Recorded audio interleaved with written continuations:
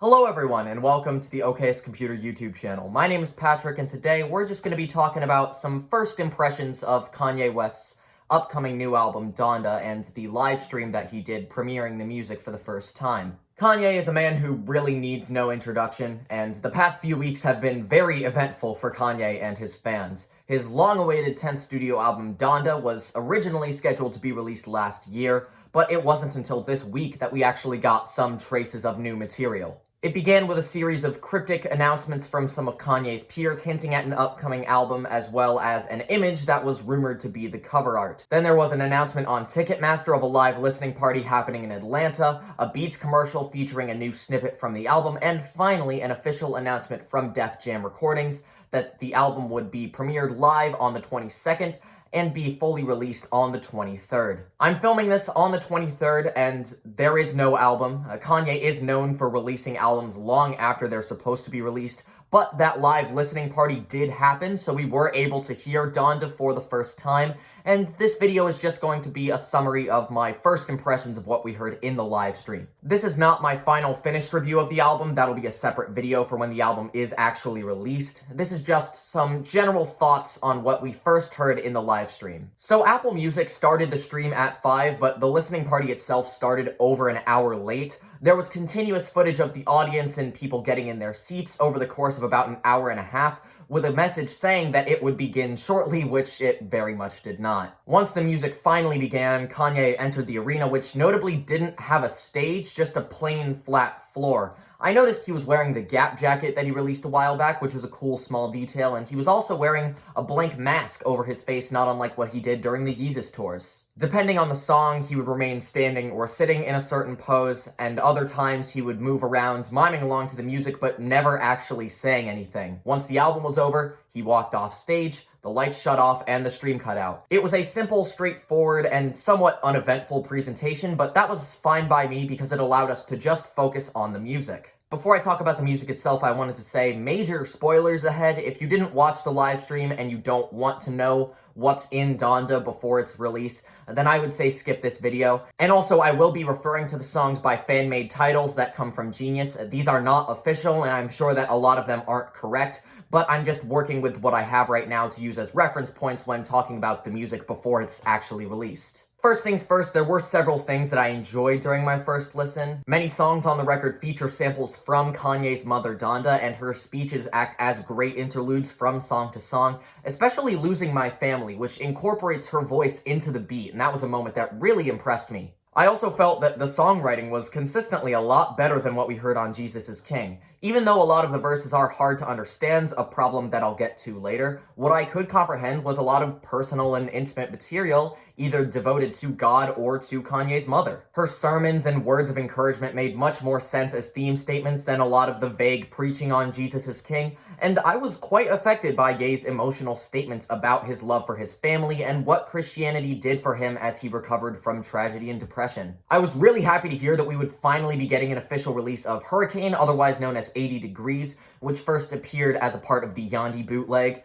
I thought the vocals on the leaked Yandhi version were really rough and pitchy, which makes sense given that it was a demo, but they are completely different this time around. They are heavily auto-tuned in the intro, before transitioning into these insane vocoder harmonies, not unlike something Bon Iver might do. The whole thing just sounds huge and grand in ways that the demo just didn't. Come to Life had a wonderful chorus of the kingdom, the power, and the glory, now and forever, as well as a great verse from Pusha T where him and Kanye trade bars for a while. Speaking of guest appearances, I thought the features as a whole were mostly very good. Playboi Carti's feature, though brief, went over quite well. Lil Baby did a decent verse on Hurricane, and one song had a cool intro from Roddy Ricch. And in terms of features, I thought the greatest highlight was Travis Scott and Baby Keem on the song Praise God. Travis fit perfectly on the gospel trap fusion in the instrumental, and I actually think that Keem had the strongest verse on the album. I'm just as surprised as you are, but it went over perfectly. Keem's verse was significantly longer than every other feature on the album, but I was okay with that. A lot of the features really left me wanting something more because of how brief they were, and Keem really delivered. The most unexpected thing to come from this first listen was hearing Jay-Z's verse on the closing song Jail. He seemed noticeably wearier and quieter than his normal self, but his lyrics were top-notch. His reference to the return of the throne was really exciting, and overall it seemed like an ideal verse to wrap up the general themes and ideas of the record. However, a large majority of the livestream left me deeply confused, mostly because of the unpolished and sometimes awful mixing. The problem is plain and simple. The album isn't finished, and it especially was not ready to be played for a whole stadium of people. This is the exact same thing that happened with The Life of Pablo, with the first mix of the album being published before it was actually ready, and it sounded like a mess. This was made all the more obvious by rumors that Mike Dean was still mixing the album as it was being played live, the fact that 2 Chainz was still recording a feature for it, and of course, the album not actually dropping at midnight on the 23rd. Like I said before, Kanye has always had a habit of releasing music long after its intended deadline, but even if this was nothing new, it's still disappointing. Since Kanye didn't really have time to polish and complete Donda before the premiere, there are so many bizarre production blemishes on every single song, and it leads to these really promising and interesting ideas coming across as incomplete and sadly unprofessional. For one, the vocals are mixed really low on every song, and the mumbling that muddles a lot of Kanye's words doesn't make it any easier to understand. And to make it even worse, Kanye is completely absent from some of these songs. There's a track that's just Pop Smoke, Shoulder to Lean On featuring only Aunt Clemens and Lil Durk, and an interlude song that is just a verse from Don Toliver. It's a nice verse, but such a great instrumental would really benefit from Kanye's presence. The song Remote or Remote Control has some painfully obvious track splicing that abruptly cuts from one vocal take to another. New Again is interspersed with these weird groaning samples that are tolerable at first, but as they continue to get louder and more frequent, it gets pretty irritating. I Know God Breathed on This starts off strong with these distorted, echoing screams that set a really unsettling tone, and it got me really interested in the song. But then it's just that pattern for the entire song, nothing else, and only one single kick drum to add some sort of variety to it.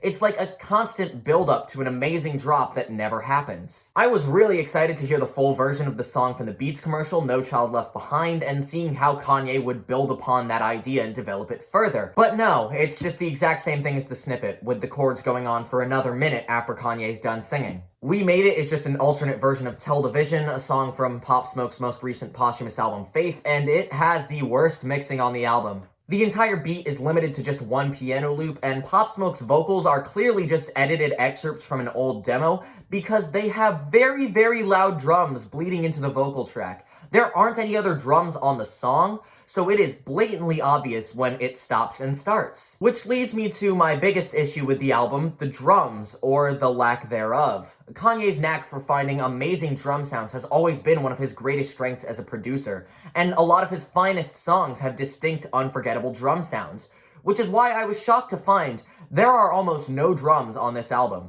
I am totally fine with having a song or two without drums. He's done it before and he can do it again. But there are so many great ideas on this record that would need some sort of percussion in order for their emotional power to be fully realized. As a result, Donda just sounds empty, and it's sad to see these promising melodies be reduced to nothing more than a series of drumless interludes. I am not at all surprised that Donda wasn't finished, and I'm sure that with some more time in the studio, this could be a great album. I can see hints at something excellent within Donda, but its potential is completely overshadowed by a lot of the same problems that plague other unfinished Kanye records. So, it's not great right now, but I know that it can be great if given the proper attention and production that we know Kanye is capable of. I'm curious to see what Kanye can do with this album, and hopefully it develops into something closer to the Kanye standard when it is finally released. So yeah, I think that'll do it for this video. Those are just my first thoughts on Donda as we heard it in the listening party, and I will make an updated review if and when there are changes made to the album.